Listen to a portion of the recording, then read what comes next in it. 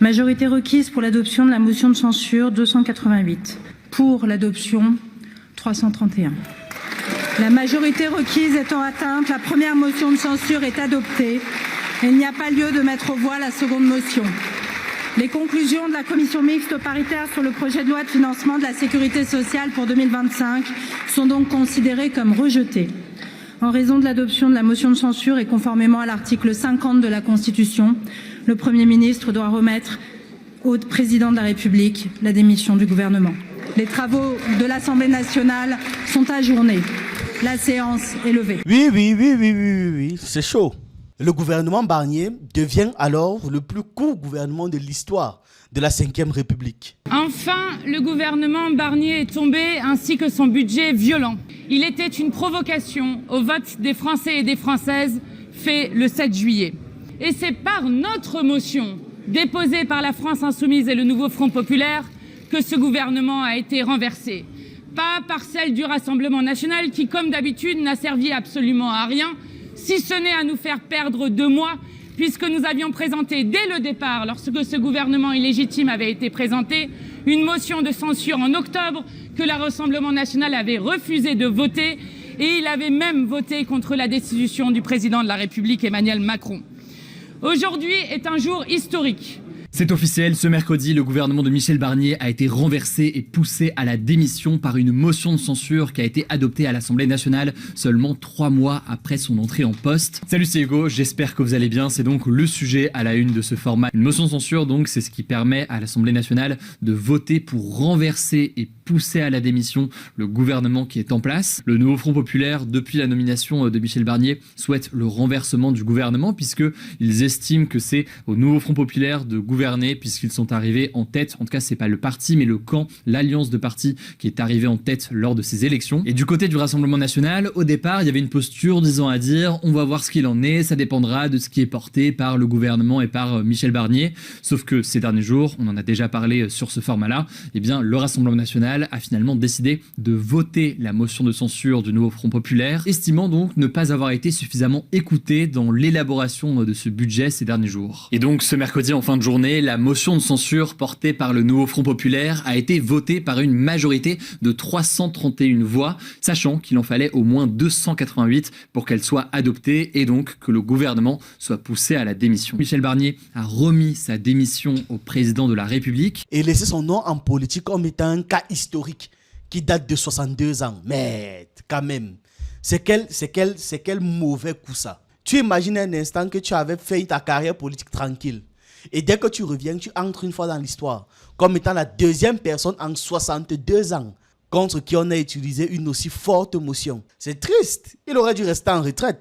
C'est laid jusqu'à... Il aurait dû rester chez lui et refuser ce poste avec un tel climat de tension.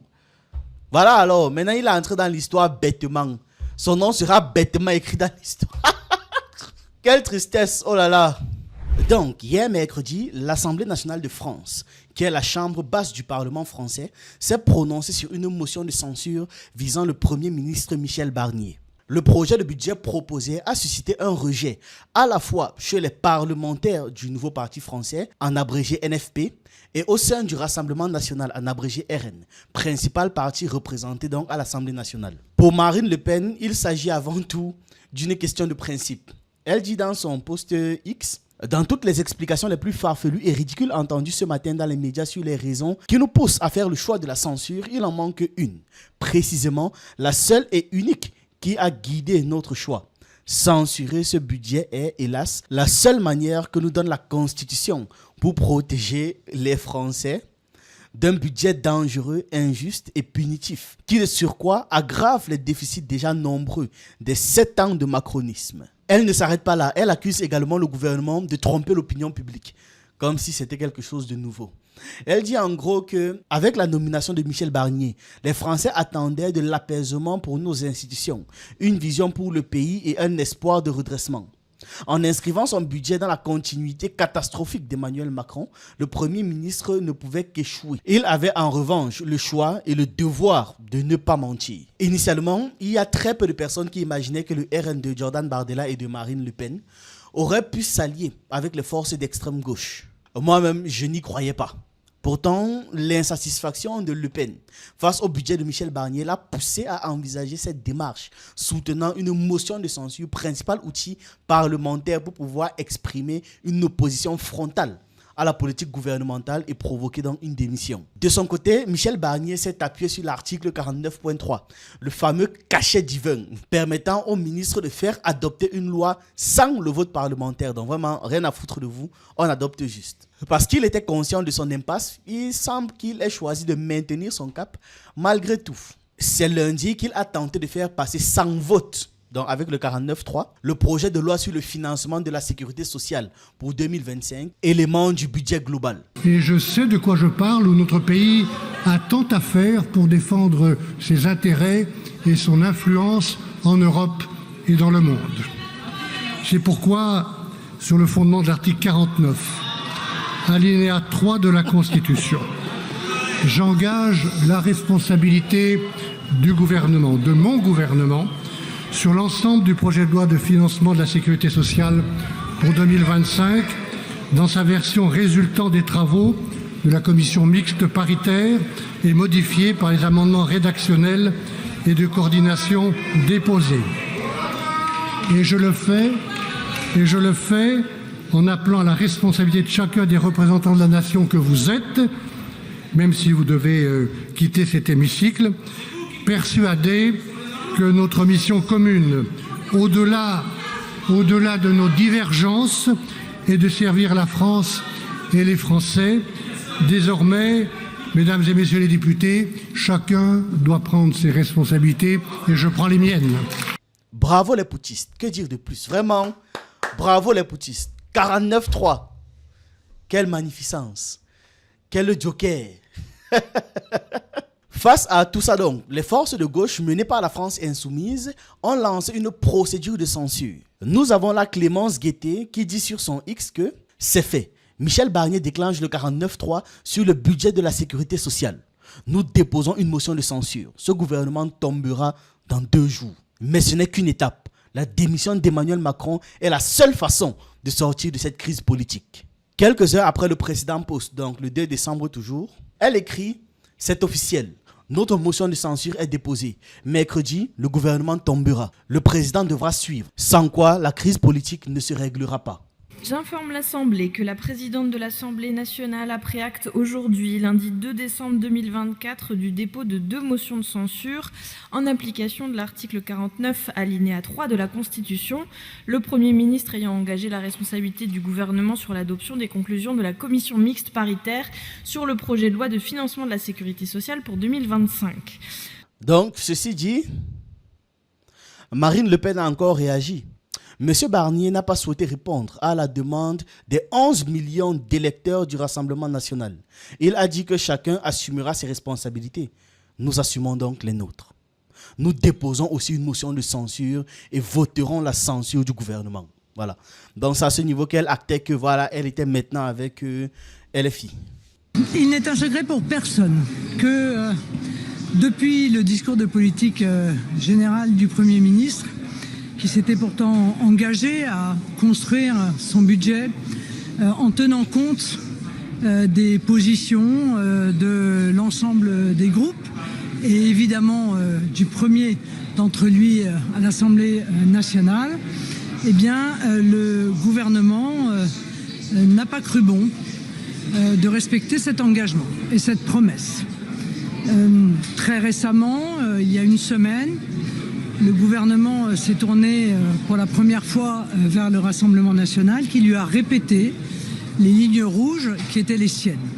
Ces lignes rouges ne sont pas des lignes rouges que nous sortons d'un chapeau pour nous faire plaisir. Les choses étaient claires.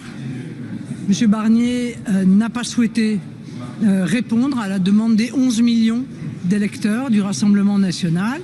Il a dit que chacun assumerait ses responsabilités. Nous assumerons donc les nôtres. Ça veut dire que nous déposerons, au moment où je vous parle, et déposer une motion de censure. Que donc nous déposons une motion de censure et que nous voterons la censure du gouvernement. Elle a plutôt été très claire dans sa prise de position aussi. Ce qu'elle a dit a immédiatement été confirmé parce que l'Express a une fois écrit, le RN et le NFP déposent chacun une motion de censure contre Michel Barnier. Et comme c'était prédit, si la gauche et le RN, qui est le premier groupe de l'Assemblée nationale, unissent leur voix, le gouvernement sera renversé. Et ça a été le cas. Ça a été extrêmement rapide, extrêmement saillant. On a tranché sa tête. Vous avez même vu l'écart des voix nécessaires là. Et ce truc sera donc une première depuis la chute de celui de Georges Pompidou en 1962. Ce qui fait exactement 62 ans. Le gouvernement Barnier devient alors le plus court gouvernement de l'histoire de la Ve République. Donc maintenant, dans les grandes lignes, on connaît ce qui s'est passé. La motion de censure, c'est un outil parlementaire qui vient limiter la portée de l'article 49.3 en gros.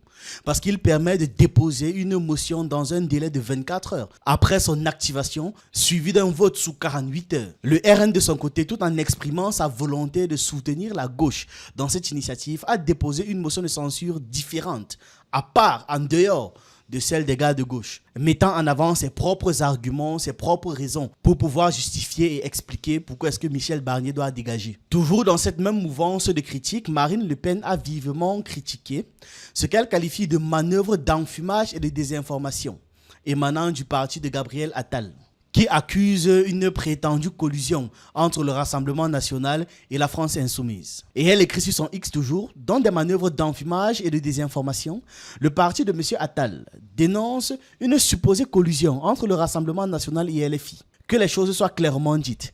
Une motion de censure n'est pas une coalition ni un accord politique. Elle n'est rien d'autre que l'expression d'un désaveu de la politique et des choix budgétaires proposés par le gouvernement. La seule alliance qui s'est formée et qui a plongé la France dans le chaos est celle d'entre deux tours des législatives où les macronistes et l'extrême gauche, main dans la main, se sont désistés dans 210 circonscriptions pour faire barrage au Rassemblement national. Calme-toi, calme-toi. C'est pas pourquoi est-ce que tu t'agites comme ça sur ces genres d'affaires, hein? C'est passé, vous avez perdu. C'est le jeu de la politique, non? Vous aimez bien le dire. J'ai été malin, j'ai bien joué ici, j'ai bien placé mes trucs là. Calme-toi, tu es jeune. Enfin, tu n'es pas jeune. Mais tu paniques comme les jeunes. Pourquoi? Calme-toi. Perdu, c'est perdu. Brûlé, c'est brûlé. C'est quand même grave pour Barnier d'être revenu pour seulement 3 mois et laisser son nom en politique comme étant un cas historique qui date de 62 ans. Mais quand même, c'est quel mauvais coup ça. Marine Le Pen se plaint. Tu imagines un instant que tu avais fait ta carrière politique tranquille. Et dès que tu reviens, tu entres une fois dans l'histoire comme étant la deuxième personne en 62 ans contre qui on a utilisé une aussi forte motion. C'est grave quand même. Oh, c'est triste. Il aurait dû rester en retraite. C'est laid jusqu'à... Il aurait dû rester chez lui et refuser ce poste avec un tel climat de tension. Voilà alors, maintenant il est entré dans l'histoire bêtement. Son nom sera bêtement écrit dans l'histoire. Quelle tristesse, oh là là. Mais bon, il l'a aussi mérité. Le gars se prenait pour le tonton qui vient corriger ces jeunes politiciens-là qui ne savent rien. Il a alors vu. Ça a cuit sur lui. D'ailleurs, je me rappelle d'une scène où c'est lui qui prenait l'Attal de haut après la destitution de Gabriel Attal. Je serai très attentif à vos propositions d'économies supplémentaires. Très attentif. Pour faire face à un déficit que j'ai trouvé en arrivant. Voilà. Non, mais c'est pas la peine de...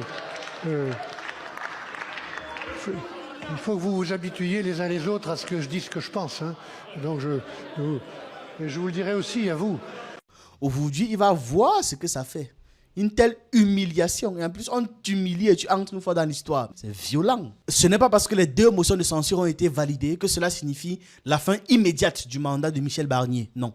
Il sera maintenu en poste encore un certain temps. D'autant que les élections anticipées ne vont pas se faire avant 2025. Donc il est encore là pour une certaine période. Et pendant ce temps, l'économie en France en pâtit déjà. Ce qui est une très bonne chose. Vous savez, l'ennemi de ton ennemi est ton ami. Les agences de notation sont en train de progressivement baisser l'attractivité des investissements en France. Et leur budget national pour 2025 reste bloqué. Et même l'ancien Premier ministre, Gabriel Attal, récemment limogé aussi, reconnaît que la situation est quand même grave. Ils reconnaissent que là, c'est chaud. Ils ont quand même exagéré. Mais qu'est-ce qui dit qu'ils ne vont pas continuer encore et encore et encore? Ce qui est sûr, c'est qu'ils ne vont pas s'arrêter là. Non, ils sont trop bien partis. Détruisez le pays là de l'intérieur, ça arrange tout le monde, vraiment. C'est parfait. Le choix d'Emmanuel Macron de miser sur l'expérience de Michel Barnier en tant qu'excellent négociateur n'a pas, comme on le voit, eu les résultats qu'il espérait. Malgré la crise historique qui est en train de persister en France, le président, ce jeune président si intelligent, reste inébranlable et affirme sa détermination à exercer ses fonctions jusqu'au bout. Oui, comme tout putschiste, ce n'est que normal. Il ne veut pas lâcher le pouvoir, ce n'est que normal. D'ailleurs, il prétend avoir été voté par le peuple. Qui peut nier? Qui? Emmanuel Macron répond à ceux qui appellent à sa démission qu'il sera président, vous lisez, jusqu'à la dernière seconde. Oui. Jusqu'à la dernière seconde. Donc là, vous êtes même là. Vous attendez pas à ce qui bouge de là où il est. Dans la même mouvance, durant son déplacement en Arabie Saoudite, le gars a déclaré aux médias que, je cite, « Si je suis devant vous, c'est parce que j'ai été élu à 2 reprises par le peuple français. J'en suis très fier et je continuerai à honorer cette confiance avec toute l'énergie dont je dispose jusqu'à la dernière seconde pour servir notre pays. » Voilà, il a été très clair. Et LCP a publié ceci. Emmanuel Macron déclare qu'il ne peut pas croire au vote de la censure du gouvernement Barnier. Il ne peut pas croire, non. Il va voir. Ce qu'il a été choqué quand il a reçu la nouvelle. Le président de la République s'est exprimé sur la situation politique en France ce mardi 3 décembre en marge d'un déplacement qu'il a effectué en Arabie Saoudite. Alors que, sauf coup de théâtre, le gouvernement Barnier semble condamné à la censure mercredi à l'Assemblée nationale, Emmanuel Macron a déclaré qu'il ne pouvait pas croire à cette issue, estimant que cela serait signe du cynisme du Rassemblement national et de la perte de repères du Parti socialiste. À la veille du débat de la motion de censure qui aura lieu mercredi 4 décembre à l'Assemblée nationale, Emmanuel Macron a déclaré qu'il ne pouvait pas croire au vote de la censure du gouvernement de Michel Barnier, ajoutant faire confiance à la cohérence des gens.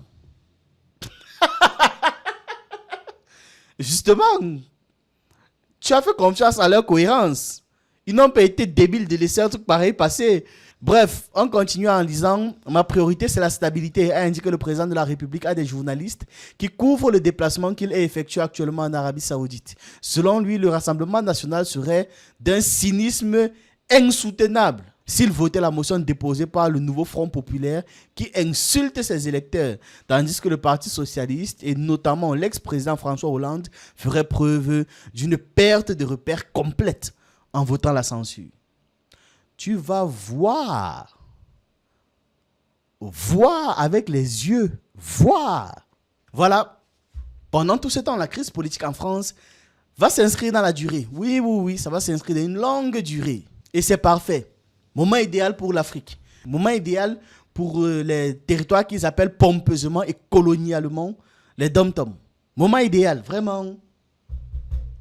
Faut profiter de ces ouvertures.